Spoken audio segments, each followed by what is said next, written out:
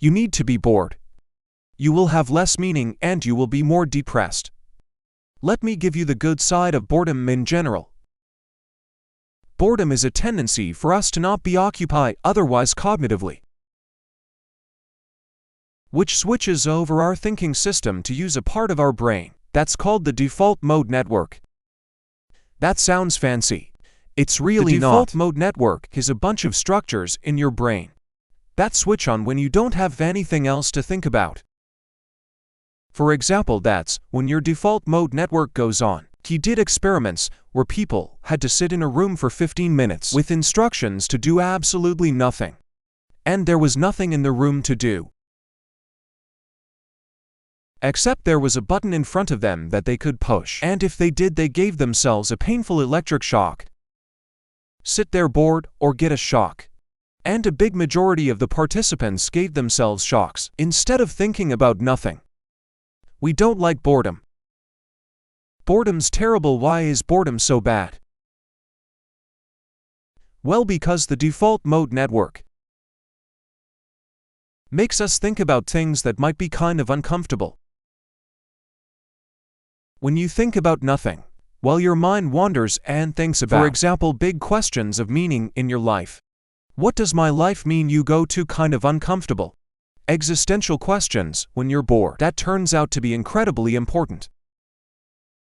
Incredibly good. One of the reasons we have such an explosion of depression and anxiety. Tons of data show this.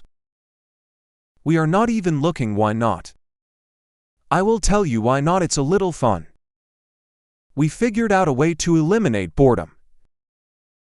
I will tell you why not.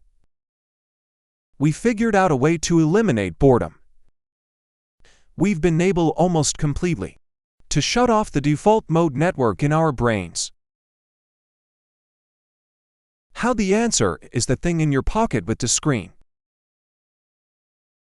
which you take out even when you're standing on the street corner waiting for the light to change. It's like I might have to wait here for 15 seconds. You're actually trying to not be bored because the default mode network is mildly, because it sends you to the types of questions you can't get your mind around, you can't get your arms around. Well, that's a big problem. That's a doom loop of meaning.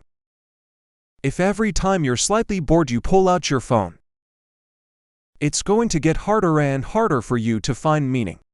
And that's the recipe for depression. And a sense of hollowness, which by the way are all through the roof. I get it. You don't want to be bored, you need to be bored. Tomorrow when you go to the gym in the morning after you wake up, don't take your phone. Can you handle it? Can you handle it? Not listening to a podcast while you're working out. Just being in your head. I promise you, you'll have your most interesting ideas while you're working out without devices. It's probably been a long time since you've done that. Commute with nothing, not even the radio. Can you do that? Start getting better at periods that are 15 minutes and longer and watch your life change. No. 1. You'll be less bored with ordinary things in your life. If you get better at the skill of boredom, you'll be less bored with your job, you'll be less bored with your relationships, but more importantly, you'll start digging into the biggest questions in your life. Meaning, coherence. And who knows, you might just get happier.